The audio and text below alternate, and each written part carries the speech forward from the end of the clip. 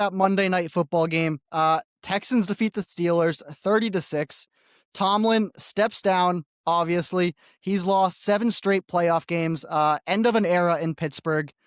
Let's talk about the game though. That may have been one of the best defensive performances I've ever seen. In 2008, Texans head coach DeMeco Ryans sacked Aaron Rodgers.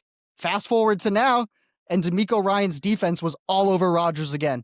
What did you see? What was your observation out of this game? Yeah, that is the identity of that football team. This Texans team will go as far as their defense takes them. CJ Stroud is not really playing good football right now. He had a few decent throws in this game, but he's not protecting the ball particularly well, and he's missing some throws he should probably be making. So it's going to pretty much fall on this defense to carry, and that is exactly what they did in this game. Yeah, that defense looks good. That was the worst I've seen Stroud looked. Obviously, he wasn't taking care of the ball. It seemed to me like if he had a little bit more mobility, he'd be able to get out of the pocket and maybe like avoid some of these, you know, dropping the ball that he had. I think he had 5 fumbles in this game, problems with the snap. Pittsburgh recovered 2 of them. It could have been a lot worse for the Texans on offense. But yeah, when Stroud came out his rookie season, we're like, this dude is the guy. Like he's looking good. He's in what, year 3 now, and I think he's regressing. I mean, he's almost costing himself money with a new contract coming up in a year or two. Yeah, I don't think that's a crazy take, especially if this is going to be a team you're building defense around or building around the defense. Yeah, you don't want to be locked into 250, $300 million quarterback. Pittsburgh this game, when I go through the box score, their numbers are absolutely atrocious. You can thank the Texans defense for that. 2 of 14 on third down, terrible. Only 175 yards, 3.1 yards per play, 2.9 yards per pass. I mean, they had absolutely nothing going on the offensive side for the Steelers. When you look at the money spent for the Steelers, they spend it all on defense. They've spent $150 million this year on defense. We can compare that to the Texans, $113 million spent. So if you're spending $150 million on defense, you got to be a little better than that. I think the Pittsburgh run started to end when they paid TJ Watt. What was that, last year or this year? Um, they made him the highest paid defensive player at one point, I think before Myles Garrett got paid. But yeah, they're spending a ton of money on defense. With Tomlin gone now, I expect them kind of to switch things up in Pittsburgh, maybe start spending a little bit more on the offensive side. Um, what do you think Mike Tomlin's going to do this offseason? I think he's a TV candidate. I think he could do something in TV, do well with that. Um, he's been coaching a long time. I think, coaching is a full-time job, pretty much close to year round. I know there's a little bit of an off season here, but then you're gearing up for the draft and then you're getting the rookies in and then you're prepping the team. You got OTAs, all that stuff. So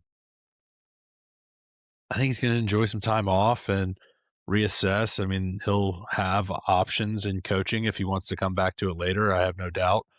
But yeah, I'd like to see him on TV. I think he could, you know, do pretty well on that.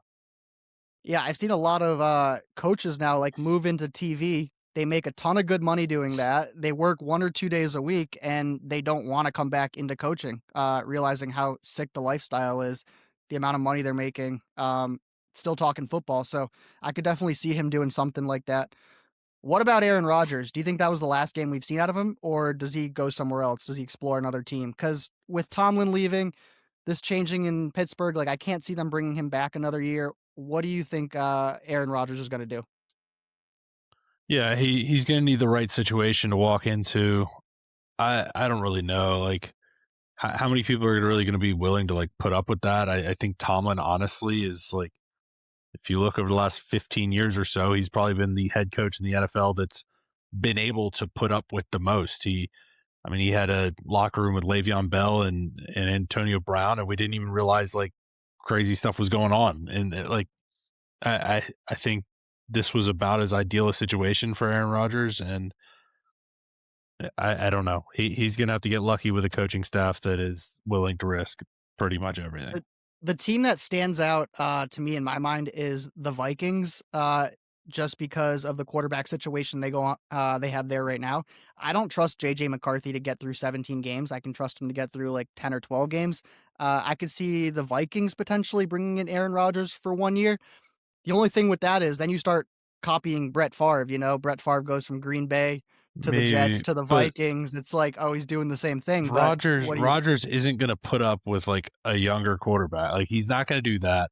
I'm not really sure Kevin O'Connell wants to put up with Rodgers. Like I think there's like personality differences here that are just not going to work. Like if Rodgers is coming in, he's coming in with the ego of I'm the guy. I don't like that would if the Vikings were to bring him in, they would essentially be shipping out JJ McCarthy, which is fine, but that's what they would have to do. It's not like, hey, you're going to come back him up, and when he gets hurt, you get to go in the game. That's he's not going to I agree to think that.